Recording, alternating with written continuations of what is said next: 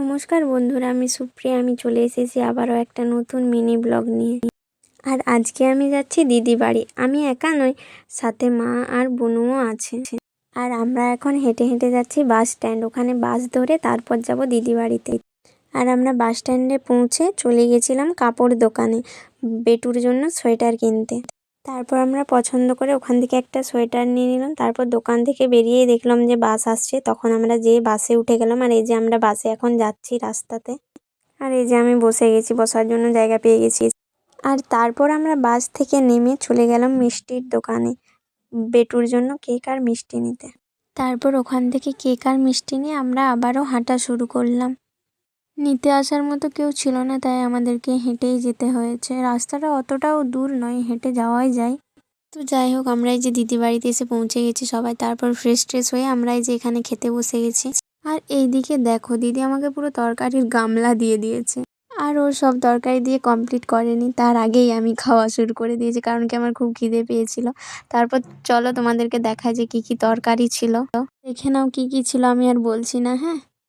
তারপর আমরা সবাই খেয়ে দিয়ে বসেছিলাম। আর এই যে বাবু ঘুম থেকে উঠেছে এতক্ষণে, আমাদেরকে দেখে অবাক হয়ে যাচ্ছে, বলছে এরা কেন সবাই চলে এলো আমাদের বাড়িতে। আর তারপর বিকেলে দেখো, এখানে আমরা সবাই মিলে লুচি বানাচ্ছি। আর এই যে বাবু আমাদেরকে হেল্প করছে লুচি বানানোর জন্য। তারপর লুচি বেলতে বেলতে সন্ধ্যা হয়ে গেছে। তারপর লুচি বানানো কমপ্লিট করে বসেছিলাম। আর এই যে দাদারাও চলে এসছে, দিয়ে বসে বসে ওরা এখানে চা খাচ্ছে, ওদের সাথে আমি গল্প করছিলাম। জেঠিমার বৌদিও এসেছে, ওরা রান্নাঘরের দিকে আছে, রান্না বান্না করছে। ওইদিকে রান্না বান্না হচ্ছে, ততক্ষণকে আমরা এখানে ল্যাদ খাচ্ছি সবাই মিলে। তারপর এই যে এখানে কেক কাটা হবে, তার জন্য সব কিছু রেডি হচ্ছে। আরে হ্যাঁ, তোমাদেরকে তো বলতেই ভুলে গেছি, আজকে আমার বাবুর জন্মদিন ছিল, তাই আমরা ওদের বাড়িতে গেছিলাম। বাবুর দিকে দেখো, নিজের জন্মদিনের মোমবাতি নিজেই জ্বালাতে যাচ্ছে। তারপরে যে এখানে কেক কাটা স্টার্ট হয়ে গেছে, দিদি আর বাবু মিলে কেক কেটে নিচ্ছে। আর এই যে মোমবাতিটা নিভিয়ে দিয়েছিল, আরও ঘুরে জ্বলে গেছে, তখন বাবু আবার ফু দিয়ে নেভাচ্ছে। আর ওর ডান্স করাটা দেখো এখানে।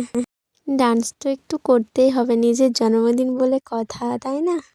আর তারপর বার্থডে সেলিব্রেট হয়ে যাওয়ার পর আমরা খাওয়া দাওয়া করে রাত্রে বাড়ি ফিরেছি, তখন বাজবে ওই 11টা মতো।